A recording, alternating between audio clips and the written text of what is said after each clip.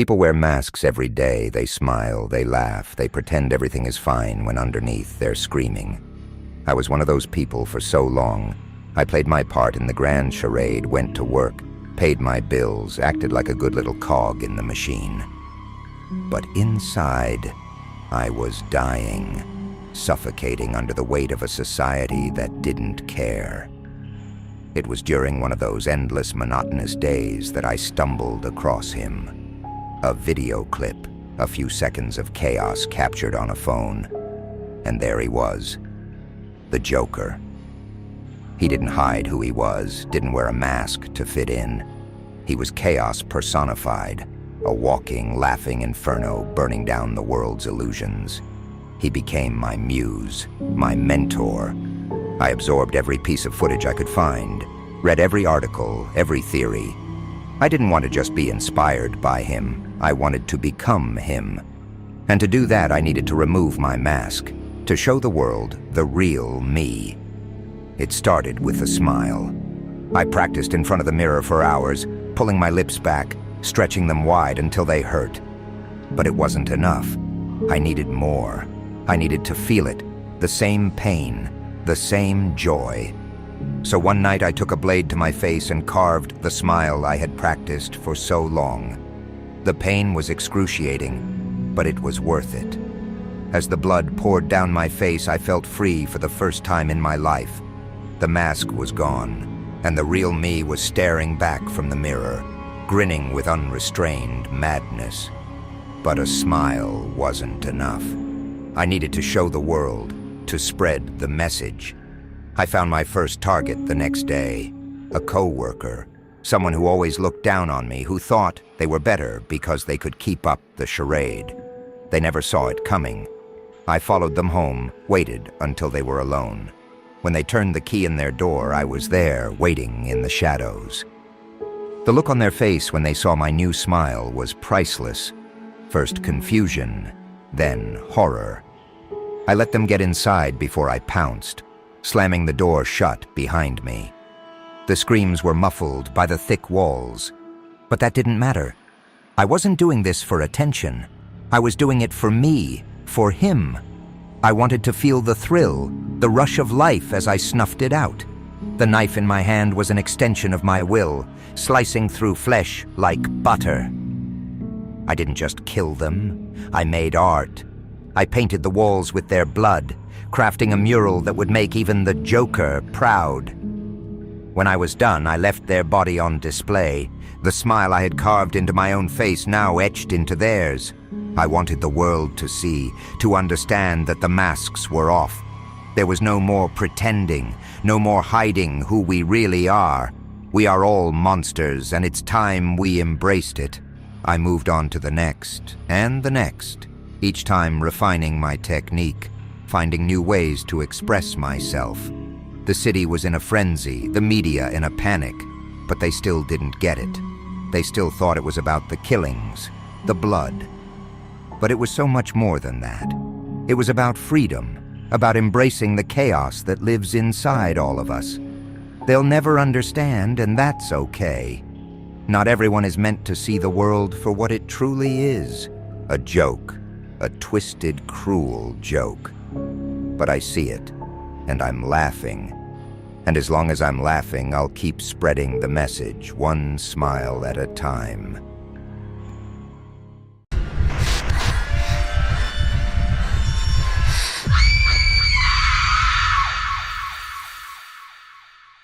The world never understood me.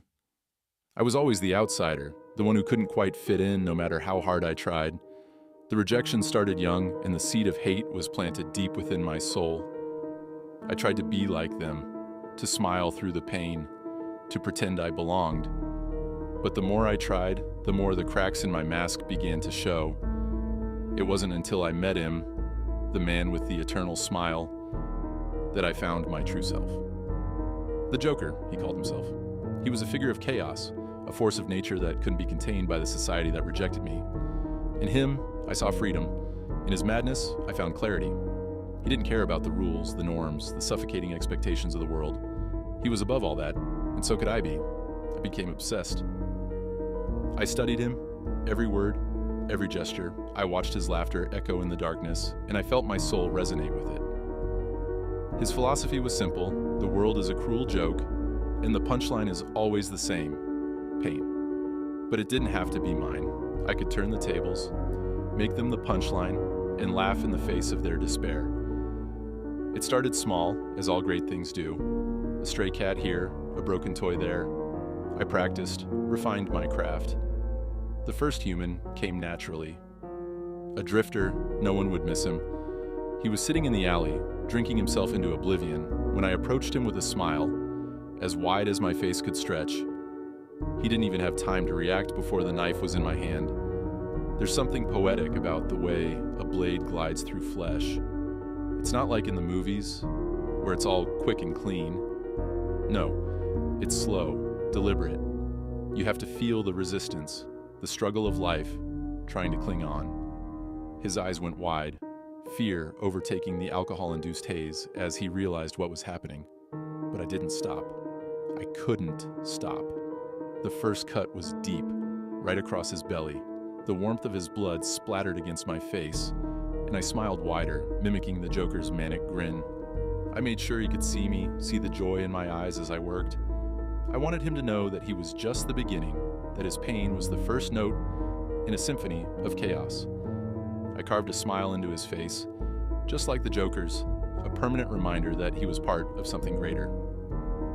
I left his body in the alley, a grotesque masterpiece for the world to find. The news was full of it, the city in a panic. A killer was on the loose, they said, but they didn't understand. I wasn't just a killer, I was an artist, painting with blood and flesh, inspired by the greatest mind of our time. I've done more since then, of course.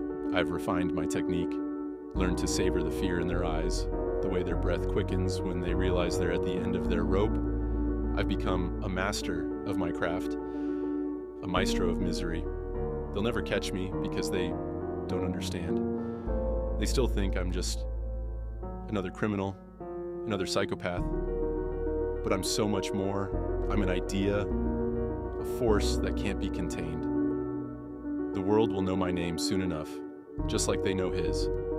And when they do, they'll finally understand the joke, and they'll laugh. Oh, how they'll laugh.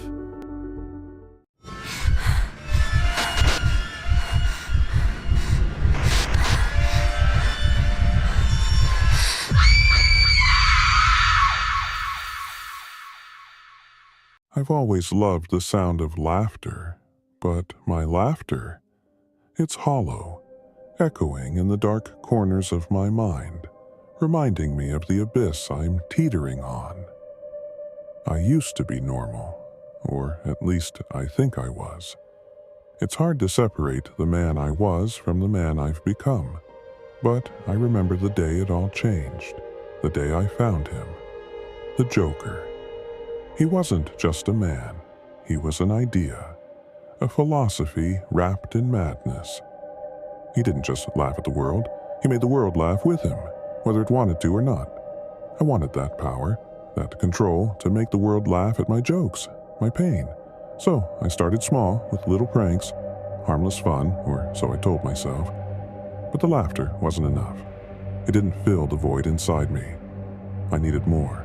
I needed to hear real laughter, the kind that tears at your soul. My first victim was a woman in a bar, sitting alone. She was perfect, unassuming, lonely, just like me. I struck up a conversation, made her laugh, and it was intoxicating. But it wasn't enough. I wanted to hear her laugh in fear, to see the terror in her eyes.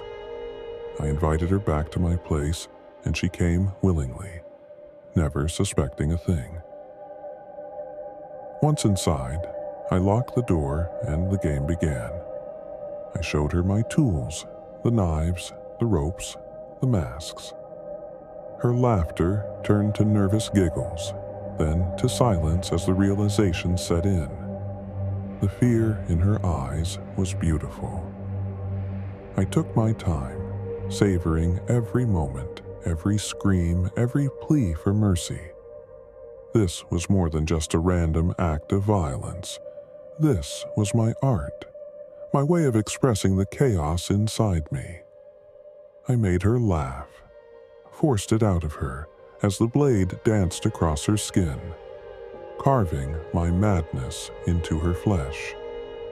When it was over, when she was nothing more than a lifeless husk, I admired my work. The room was a canvas painted with blood and despair, and I was the artist, but the satisfaction was fleeting. The laughter was gone, replaced by the hollow echo of my own voice. I couldn't stop.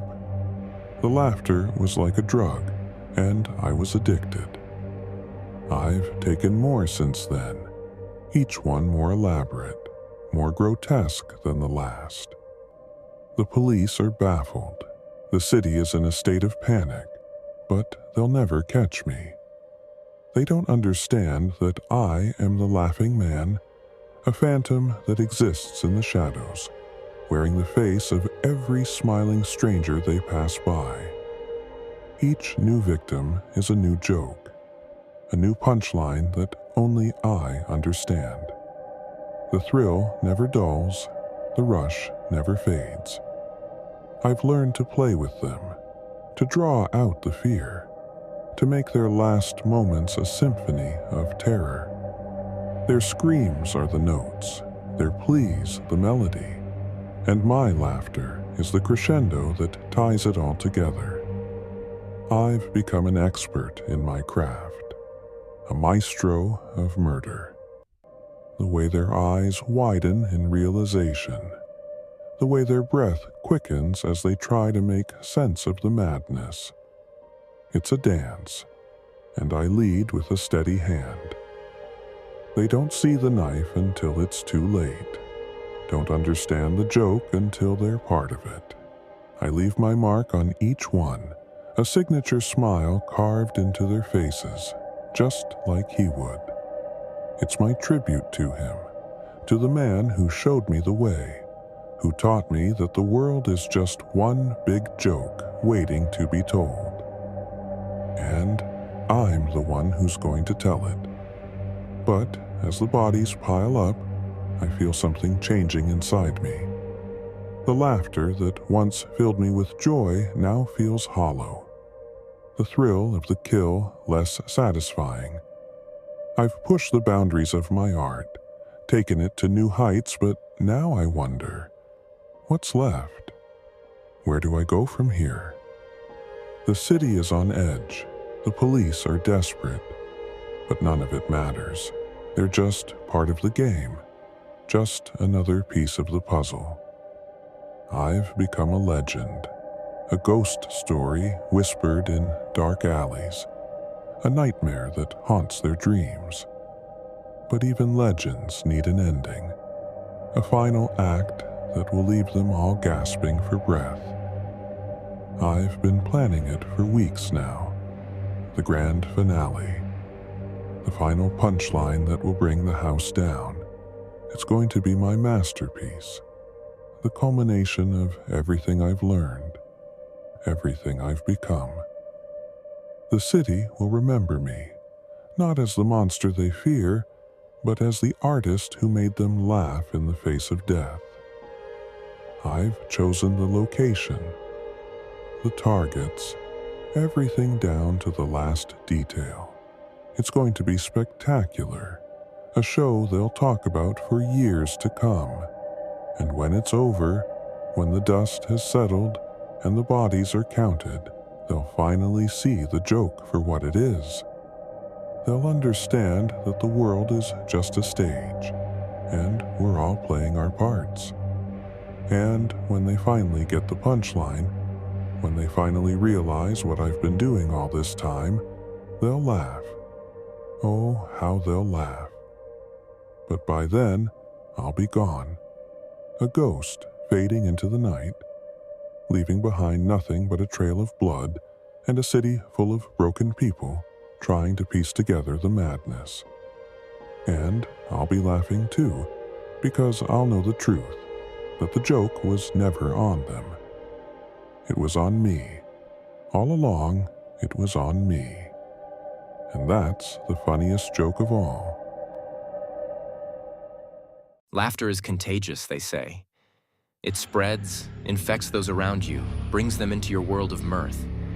But my laughter is different. It doesn't bring joy. It brings terror. It echoes in the night, a symphony of madness that no one can escape. I wasn't always like this. I used to be normal, or at least as normal as anyone can be in this twisted world. But normal wasn't enough. Normal was a cage, a prison that held me back, made me conform to the mundane, soul-crushing existence everyone else seemed so content with. Then I found him, the Joker. A man who understood the joke, who didn't just laugh at the world, but made the world laugh with him. He was an artist, a genius, and I knew I had to follow in his footsteps. But I couldn't just copy him. I had to make my own mark, create my own punchline. My first act was simple, almost elegant in its brutality. I chose a target, a banker, the kind of person who spends their life making money off the misery of others. I followed him, studied his routines, learned his habits. I knew when he'd be alone, when he'd be vulnerable. The night came, and I was ready.